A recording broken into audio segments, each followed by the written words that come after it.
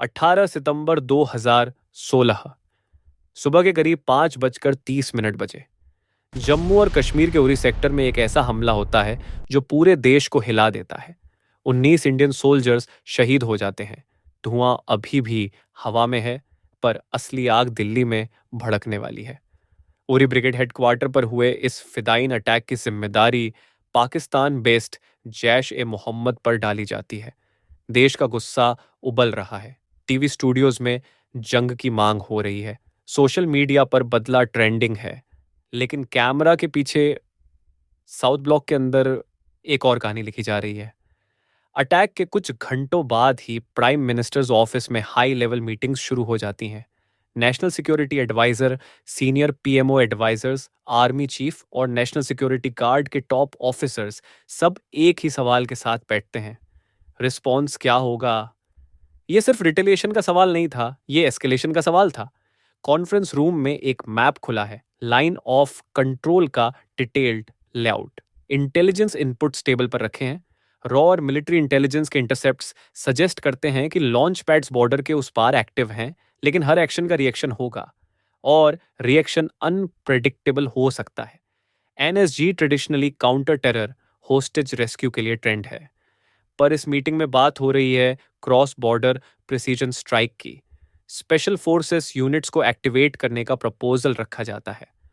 Surgical strike, एक limited targeted operation जो officially war declare किए बिना एक स्ट्रॉन्ग मैसेज दे।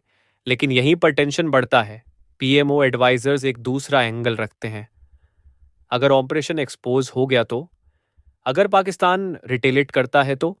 1999 कारगिल के बाद दोनों देश न्यूक्लियर पावर्स हैं। एक छोटा टैक्टिकल मूव भी स्ट्रैटेजिक डिजास्टर में बदल सकता है। रूम में खामोशी है। सैटेलाइट इमेजरी स्क्रीन पर फ्लैश हो रही है।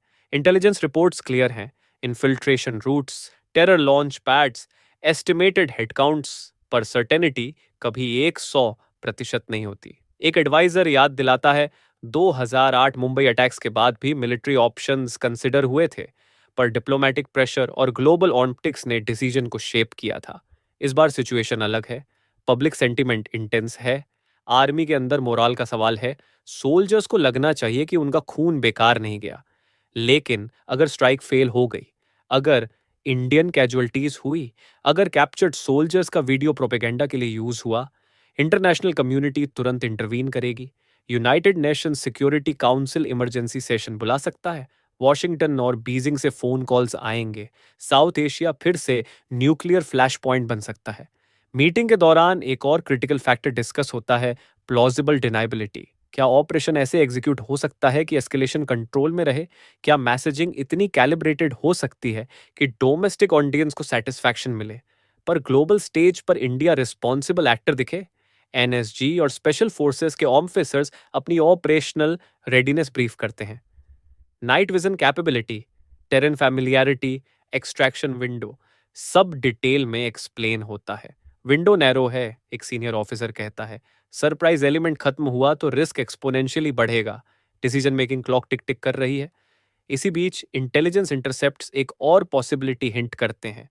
पाकिस्तान साइड हाई अलर्ट पर जा सकता है। अगर उन्हें स्लाइटेस्ट सस्पिशन हुआ तो ट्रूप्स मोबिलाइज हो सकते हैं। 1987 के ऑपरेशन ब्रास अटैक्स जैसे मिसअंडरस्टैंडिंग्स फिर से रिपीट हो सकते हैं। रूम का एटमॉस्फियर हेवी हो चुका है। ये सिर्फ मिलिट्री स्ट्राइक नहीं, ये स्ट्रैटेजिक सिग्नलिंग है। एक रॉन कैलकुलेशन और एलओसी पर आर्टिलरी एक्सचेंजेस शुरू हो सकते हैं। सिविलियन विलेजेस क्रॉस फायर में आ सकते हैं। डिप्लोमेटिक रिलेशंस फ्रीज हो सकते हैं। आखिरकार एक फ्रेमवर्क शेप लेता है, limited scope, specific targets, rapid insertion, and extraction. Objective clear है, टेरर इंफ्रास्ट्रक्चर को हिट करना, एस्केलेशन को कंट्रोल में रखना। लेकिन सबसे बड़ा गैम्बल अब भी बाकी है, सीक्रेसी। ऑपरेशन की प्लानिंग अल्ट्रा क्लासिफाइड रखी जाती है।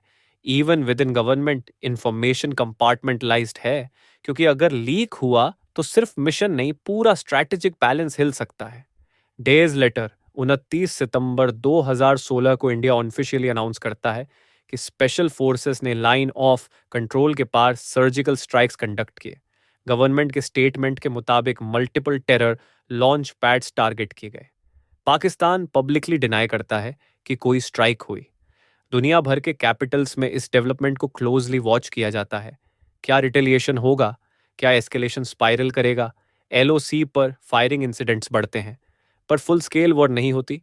लेकिन उस रात पीएमओ के अंदर जो डिसीजन लिया गया था, वो एक रेजर्स एज पर बैलेंस कर रहा था, डिटरेंस और डिजास्टर के बीच।